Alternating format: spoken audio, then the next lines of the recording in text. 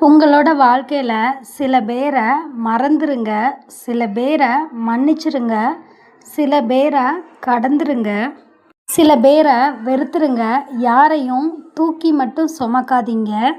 ஏன்னா அதுக்கப்புறம் உங்களோட வாழ்க்கையே சுமையாயிடும். தேடி போய் பேசினா மதிக்க மாட்டாங்க, பேசாமல் இருந்தால் திமிரான்னு கேட்பாங்க. அவங்களோட தேவை எல்லாமே நம்மளை காயப்படுத்தி பார்க்கணும். அதுக்கு ஒரு காரணம் வேணும், அவ்வளோதான். இப்படிப்பட்டவங்க தேவைப்படும் போது குறைகளை கூட மன்னிச்சிருவாங்க. தேவை முடிஞ்சதுக்கப்புறம் நம்மளையே மறந்துடுவாங்க.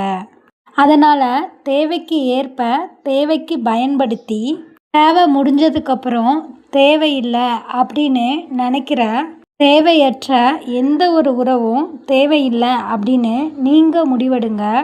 அளவு கடந்த அன்பு ஒரு நாள் வெறுக்கப்படும் அப்படின்றதே நிதர்சனமான உண்மையாக இருக்குது. இவங்களையா இழந்தோம் அப்படின்னு என்ற அளவுக்கு வைராக்கியமாக வாழ்ந்து காட்டுங்க. கூனி குறுகட்டும் அவங்களோட இரக்கமில்லாத மனசு. உங்களை விட்டு விலகிற உறவுகள்கிட்ட வாதாடாதீங்க, மௌனமாக விலகிருங்க. உங்களோட வலியையும் வேதனையும் சொல்லி புரிய வைக்க முயற்சி பண்ணாதீங்க. தடைகளை அறுத்து வேணும்னே பிரிஞ்சு செல்கிற உறவுகளை இந்த உலகத்தில் எந்த பசையாலும் ஒட்ட வைக்க முடியாது. ஏற்றுக்கொள்ளாத இடத்துல போராடுறது வீண் தான். அன்பானது உணர்வுகளில் இருக்கணும், அதை அவங்களே உணரணும், நம்ம போய் உணர வைக்கக்கூடாது. வேஷம் போட தெரிஞ்சவங்களுக்கு ரோசம் இருக்காது, ஆனால் உறவுகள் இருக்கும். வேஷம் போட தெரியாது உங்களை மாதிரி சில பேருக்கு ரோசம் இருக்கும், ஆனால் உறவுகள் இருக்காது. நீங்கள் பேசினாதான் பேசுவேன் அப்படின்னு சொல்கிற உறவு உங்களுக்கு தேவையில்லை. நீங்கள் கொஞ்ச நேரம் பேசலைன்னா கூட ஏன் பேசலை அப்படின்னு சண்டை போடுற உறவு உங்களுக்கு இருந்தாலே போதும்.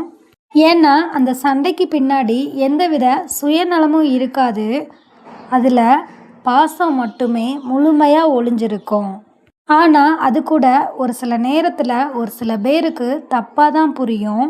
இவங்க சண்டை போடுறதுக்காக தான் காரணத்தை தேடுறாங்க, அது மட்டும் இல்லாமல் பேசுகிறதே சண்டை போடுறதுக்கு தான் அப்படின்னு. ஆனால் உண்மையான அன்பை புரிஞ்சுக்கிட்டவங்களா இருந்தால் கண்டிப்பாக அந்த சண்டையோட அர்த்தமும் அவங்களுக்கு புரிய வரும்.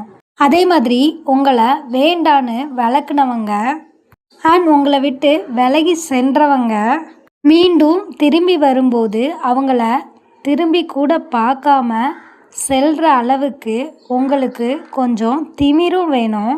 அந்த ஒரு தனித்திமிரு உங்களுக்கு இருந்துச்சு அப்படின்னா எந்த ஒரு சூழ்நிலையிலையும் நீங்கள் யாருக்குமே அடிபணிஞ்சு போகணும் அப்படின்ற அவசியம் இருக்காது. நம்மளை தப்பாக நினச்சிட்டாங்களே அப்படின்னு நினச்சி புலம்பாமல் நம்மளை இவ்வளோ தானே புரிஞ்சு வச்சுருக்காங்க அப்படின்னு நினச்சி விலகி செல்வது மிகச்சிறந்த பதிலடியாக இருக்கும். காரணத்தை உருவாக்கி நம்மளை வெறுக்கிற உறவை விட காரணம் இல்லாமல் நம்மளை நேசிக்கிற உறவு ஒன்று கிடைச்சா கூட அதை உங்களோட ஆயுள் முழுக்க தக்க வச்சுக்கோங்க. எந்த ஒரு சுச்சுவேஷன்லேயும் அந்த உறவுகளை இழந்துடாதீங்க. அது மாதிரி அந்த மாதிரியான உறவுகளை உங்கள் லைஃப்பில் கண்டிப்பாக மறந்துடாதீங்க. ஒட்டாத உறவுகளை நம்பி உடஞ்சி போகாதீங்க. உண்மையாக உங்களை நேசிச்சிருந்தா உங்களை உதாசீனப்படுத்தியிருக்கவே மாட்டாங்க. பறவைகள் கூட மரத்தில் பழங்கள் இருந்தால் தான் தேடி வரும்.